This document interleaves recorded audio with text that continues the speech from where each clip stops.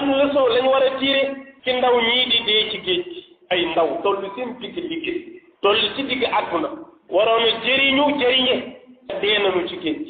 moo tax ni ndaw ñi faboo jëm Europe nañ ko wàññi kenn du tukki kenn du ko wax mais am na xeetu tukkiin jaaduwul nit nag sañ na gox bu mu nekk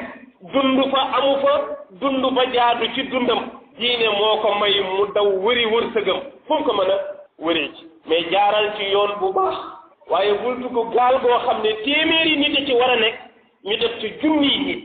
lu war a def téeméeri nit ñu dugal fa junniy nit dugal leen ci géej amuñu lekk amuñu naan amuñu lenn luñ war a gànnaayoo pour ñu yóbbu seen bopp pour lan tekki lan mooy tekki est-ce que tekki mooy am alal lan mooy tekki bare na koo naan ak a tekki parce que dafa bëri alal fekk du nelaw guddi alal jàng ko wër mais amul jàpp ndax ay problème tekki bu alal yow ndaw bu kenn def ci sa bopp ne tekki mooy nga dem Europe tekki mooy nga tukki tekki mooy nga am alal déedéet tekki mooy nga baax te même tekki bu doon mooy nga am alal sax dafa am lu gën tekki mooy nga texe soo bëree alal ci àddina dee nit ñu doon sa alal ji fawe ko nga dem yow boo jaamuwul yàlla ñu dugal la safara du ko jar moo tax bu la kenn dugal ci tekki mbaatee tolloowunu la la yàlla dénk ci wërsëg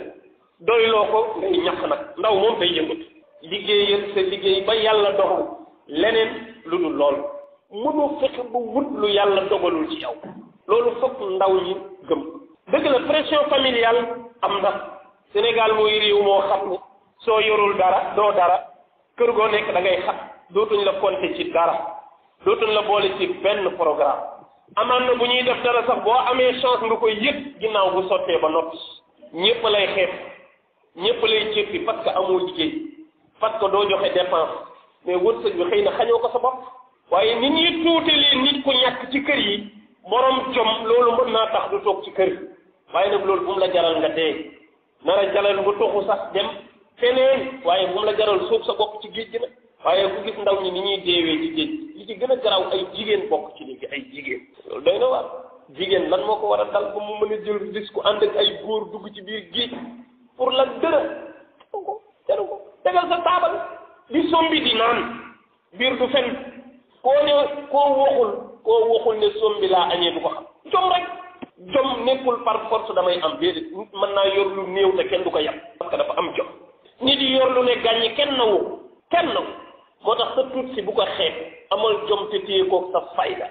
sa biir du fen boo waxul li ngay lekk kenn du ko xam te sunu borom ku màndu la nag ku ko doyloo rek mu dimbali la man de maa ngi koy dénk sama bopp di dénk ndaw ñëpp waaye itam borom am yi tamit nanu investir pour ñu dimbali ndaw ñi ñu yàlla dénk ñu yor as tuut